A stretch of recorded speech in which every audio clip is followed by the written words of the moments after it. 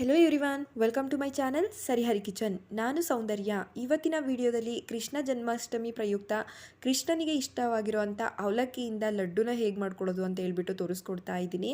ತುಂಬಾ ಈಸಿಯಾಗಿ ಮಾಡ್ಕೊಳ್ಬೋದು, ಹಾಗೆ ನೈವೇದ್ಯಕ್ಕೆ ಒಂದೊಳ್ಳೆ ರೆಸಿಪಿ ಆಗಿರುತ್ತೆ. ಖಂಡಿತವಾಗೂ ಕೃಷ್ಣ ಜನ್ಮಾಷ್ಟಮಿಗೆ ಈ ಅವಲಕ್ಕಿ ಲಡ್ಡುನ ಟ್ರೈ ಮಾಡಿ. ಇದನ್ನು ಮಾಡೋದಕ್ಕೋಸ್ಕರ ಮೊದಲಿಗೆ ಇಲ್ಲಿ ಒಂದು ಬಾಣಲಿನ ತೊಗೊಂಡಿನಿ. ಇದಕ್ಕೆ 1 ಕಪ್ಪಷ್ಟು ಗಟ್ಟಿ ಅವಲಕ್ಕಿನ ಹಾಕ್ಕೊಳ್ತಾ ಇದ್ದೀನಿ.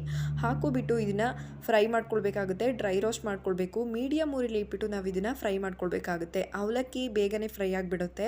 ಮೀಡಿಯಂ ಊರಿಲಿ ಇಟ್ಬಿಟ್ಟು ನೋಡಿ, ಈ ರೀತಿಯಾಗಿ ಕ್ರಿಸ್ಪ್ ಆಗೋವರೆಗೂ ಕೂಡ ಫ್ರೈ ಮಾಡ್ಕೊಳ್ಬೇಕು. ನೋಡಿ, ಈ ರೀತಿಯಾಗಿ ಮುಟ್ಟಿದರೆ ಪುಡಿ ಆಗಬೇಕು. ಇಲ್ಲಿವರೆಗೂ ಕೂಡ ಫ್ರೈ ಮಾಡಿಕೊಂಡ್ರೆ ಸಾಕಾಗುತ್ತೆ. ನಂತರ ಇದನ್ನು ತಣ್ಣಕ್ಕಾಗಲಿಕ್ಕೆ ಇಡಬೇಕಾಗುತ್ತೆ. ತಣ್ಣಕ್ಕಾದ ನಂತರ ಒಂದು ಮಿಕ್ಸಿ ಜಾರ್ಗೆ ಹಾಕ್ಕೊಂಡು ಇದನ್ನು ಪೂರ್ತಿ ರವೆ ರವೆ ಥರ ನಾವು ರುಬ್ಕೊಳ್ಬೇಕು. ಬಾಂಬೆ ರವೆ ಎಲ್ಲ ಬರುತ್ತಲ್ಲ, ಉಪ್ಪಿಟ್ಟು ರವೆ, ಆ ಸೈಜಲ್ಲಿ ನಾವು ಇದನ್ನು ರುಬ್ಕೊಳ್ಬೇಕಾಗುತ್ತೆ. ನೋಡ್ತಾ ಇರ್ಬೋದು ನೀವು, ಈ ಹದದಲ್ಲಿ ರುಬ್ಕೊಳ್ಬೇಕು. ರುಬ್ಕೊಂಡಿರೋ ಅಂಥದ್ದನ್ನು ಬೇರೆ ಒಂದು ತಟ್ಟೆಗೆ ಟ್ರಾನ್ಸ್ಫರ್ ಮಾಡ್ಕೊಳ್ತಾ ಇದ್ದೀನಿ. ನೆಕ್ಸ್ಟು ನಾನಿವಾಗ ಅದೇ ಮಿಕ್ಸರ್ ಜಾರ್ಗೆ 1/4 ಕಪ್ಪಷ್ಟು ಕೊಬ್ಬರಿ, ಹಾಗೆ 1-2 ಏಲಕ್ಕಿ ಹಾಕ್ಕೊಂಡು ರುಬ್ಕೊಂಡಿದ್ದೀನಿ. ನಂತರ ಇಲ್ಲಿ ಅವಲಕ್ಕಿ ತೊಗೊಂಡಿರೋ ಅಂಥ ಕಪ್ಪಲ್ಲೇ ಅರ್ಧ ಕಪ್ಪಷ್ಟು ಬೆಲ್ಲನ ಹಾಕ್ಕೊಂಡು ಇದನ್ನು ಕೂಡ ನೀರು ಹಾಕಬಾರ್ದು, ಹಾಗೆ ಈ ರೀತಿಯಾಗಿ ರುಬ್ಕೊಳ್ಬೇಕಾಗುತ್ತೆ. ನಂತರ ನಾವು ರುಬ್ಬಿರೋ ಅಂಥ ಮಿಶ್ರಣನ ಅವಲಕ್ಕಿ ಪುಡಿಯೊಳಗೆ ಸೇರಿಸ್ಕೊಳ್ಬೇಕು. ಹಾಕ್ಕೊಂಡ್ಬಿಟ್ಟು ಚೆನ್ನಾಗಿ ಒಂದ್ಸಲ ಮಿಕ್ಸ್ ಮಾಡ್ಕೊಳ್ಬೇಕಾಗುತ್ತೆ.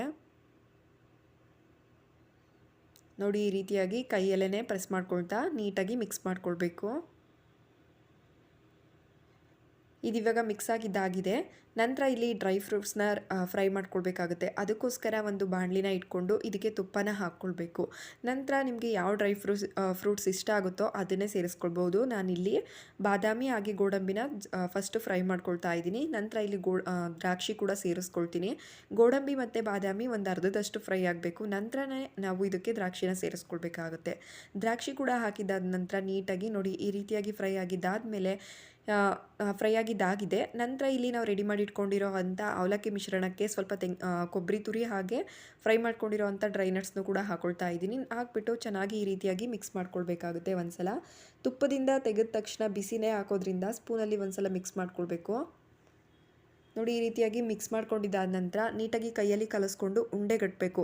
ನಿಮ್ಗೇನಾದರೂ ತುಪ್ಪದ್ದು ಶಾರ್ಟೇಜ್ ಅನ್ನಿಸ್ತಿದೆ ಅಂತ ಅಂದರೆ ನೀವು ಹಾಲಲ್ಲಿ ಕಲಿಸ್ಕೊಳ್ಬೋದು. ಇಲ್ಲಾಂದರೆ ತುಪ್ಪನೇ ಜಾಸ್ತಿ ಹಾಕಿ ಮಾಡ್ಕೊಂಡಿದ್ದೀರಾ ಅಂದರೆ ತುಪ್ಪದಲ್ಲೇ ಕಲಿಸ್ಕೊಳ್ಬೋದು. ನಾನಿಲ್ಲಿ ಸ್ವಲ್ಪ ಹಾಲನ್ನ ಯೂಸ್ ಮಾಡ್ತಾ ಇದ್ದೀನಿ. 1-2 ಟೇಬಲ್ ಸ್ಪೂನಷ್ಟು ಸಾಕು, ಜಾಸ್ತಿ ಹಾಕ್ಕೊಳ್ಬಾರ್ದು.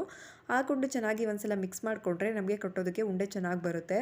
ಹಾಲು ಹಾಕಲೇಬೇಕಂತ ಏನಿಲ್ಲ, ನೀವು ತುಪ್ಪದಲ್ಲಿ ಕೂಡ ಕಲಿಸ್ಕೊಳ್ಬೋದು. ತುಪ್ಪ ಸ್ವಲ್ಪ ಜಾಸ್ತಿ ಹಾಕ್ಕೊಂಡ್ರೆ ನಡೆಯುತ್ತೆ. ನೋಡಿ, ಈ ರೀತಿಯಾಗಿ ನೀಟಾಗಿ ಮಿತ್ಕೊಂಡು ಯಾವ ಸೈಜಲ್ಲಿ ಬೇಕು ನೋಡಿಬಿಟ್ಟು ಉಂಡೆಗಳನ್ನ ಕಟ್ಕೊಳ್ಬೇಕಾಗುತ್ತೆ. ನೋಡಿದ್ರಲ್ಲ ಎಷ್ಟು ಸಿಂಪಲಾಗಿ ಅವಲಕ್ಕಿ ಲಡ್ಡು ರೆಡಿಯಾಗಿಬಿಡುತ್ತೆ ಅಂತ. ಈ ವಿಧಾನದಲ್ಲಿ ಈ ಸಲ ಕೃಷ್ಣ ಜನ್ಮಾಷ್ಟಮಿಗೆ ಕೃಷ್ಣನಿಗೆ ಪ್ರಿಯವಾಗಿರುವಂಥ ಅವಲಕ್ಕಿ ಲಡ್ಡುನ ನೀವು ಖಂಡಿತವಾಗೂ ಟ್ರೈ ಮಾಡಬೇಕು. ಹಾಗೆ ಈ ಲಡ್ಡು ರೆಸಿಪಿ ನಿಮ್ಗೆ ಇಷ್ಟ ಆಗಿದ್ದರೆ ಲೈಕ್, ಶೇರ್, ಕಮೆಂಟ್ ಮಾಡೋದ್ರ ಜೊತೆಗೆ ಇನ್ನೂ ಯಾರ ಚಾನಲ್ನ ಸಬ್ಸ್ಕ್ರೈಬ್ ಮಾಡದೆ ವಿಡಿಯೋ ನೋಡ್ತಾ ಇದ್ದೀರಾ, ಪ್ಲೀಸ್ ಸಬ್ಸ್ಕ್ರೈಬ್ ಮಾಡ್ಕೊಳ್ಳಿ. Thank you for watching.